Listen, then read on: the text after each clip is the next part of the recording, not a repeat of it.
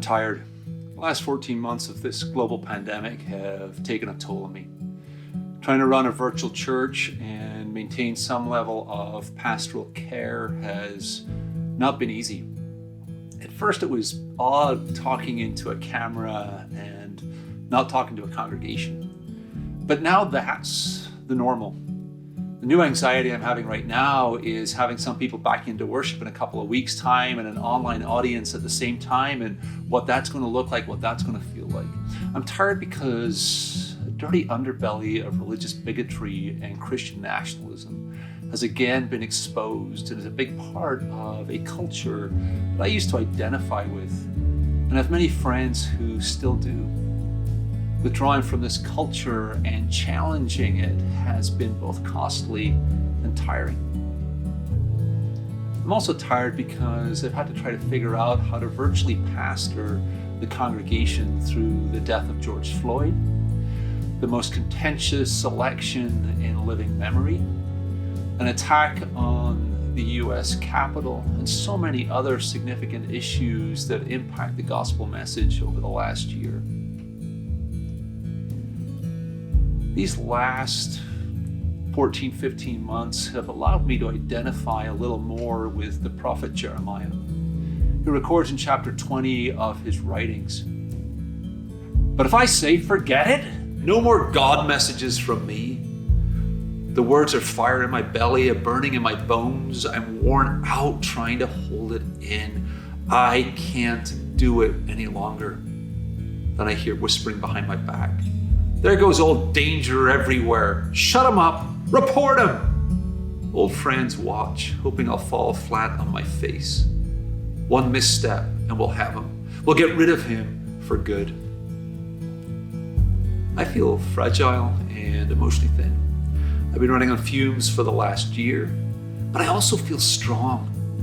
I've dug deeper into the scriptures and read more widely than I have done in several years to try to better understand the current state of our culture and discern God's will for the church. This year, I've already read 22 books. I have to.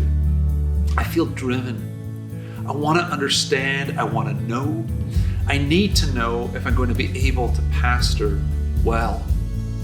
I need to know if I want to be able to understand the limitations of my own opinions, if I want to expand my horizons, if I want to learn to see the world through different lenses. Then I have to find ways to expose myself to new thoughts and ideas. Books are my medium of choice. It's not easy to allow yourself to be vulnerable, to be exposed. It's hard work. It's not easy to shift your thinking and change your mind. It's especially difficult when you realize that you're the direct beneficiary of much of the world's discrimination.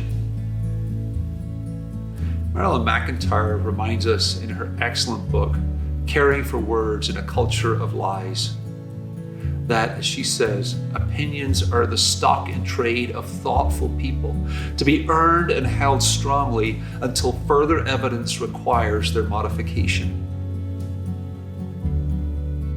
I love that quote. We're to hold our opinions strongly, but only until we see evidence that challenges them. Then we modify them. I've been told many times that I often come across as believing that I'm always right. It's true. I do believe I'm always right. If I thought I was wrong, I'd change my mind so I could be right again. I would hope we all would. I love to have my opinion challenged. I love to dialogue on the important issues of our day. I love thinking deeply and out of the box on all sorts of topics. I love to push the edges so we can refine our opinions and be better informed. What I find, though, is that too many of us are firmly set in our ways. We don't like to be pushed. We don't like to be challenged. We quickly become defensive because we've landed in one spot. We've decided that it's comfortable for us and we don't want it to be challenged.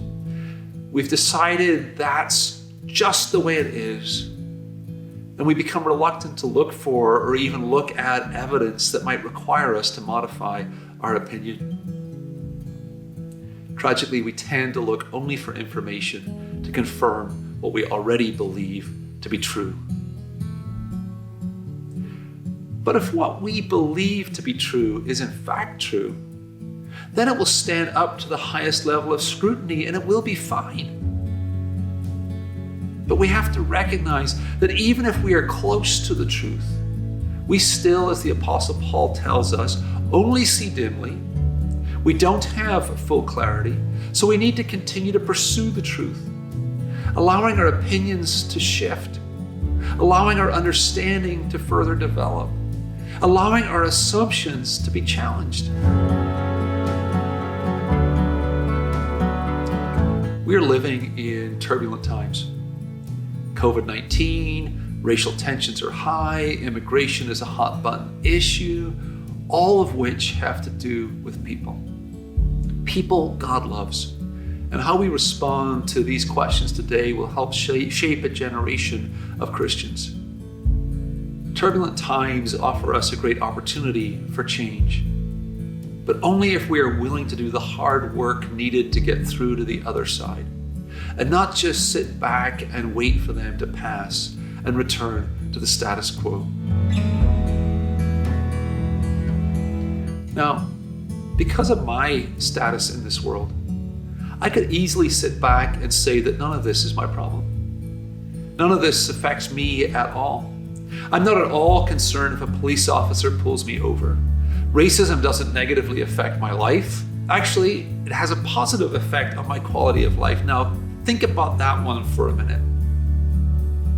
And even though I'm an immigrant, I don't have any concern about my immigration status.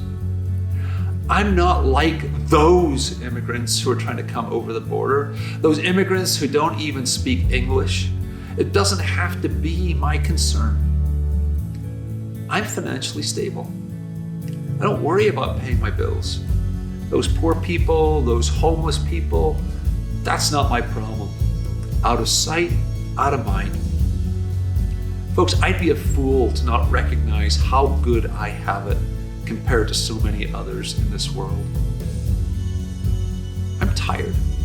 I'm tired because I hear too many people who talk like that and also claim to be Christian. I'm tired because I care. I'm tired and I will continue to learn, I will continue to grow, I will continue to pursue the truth. I just wish things would slow down a little.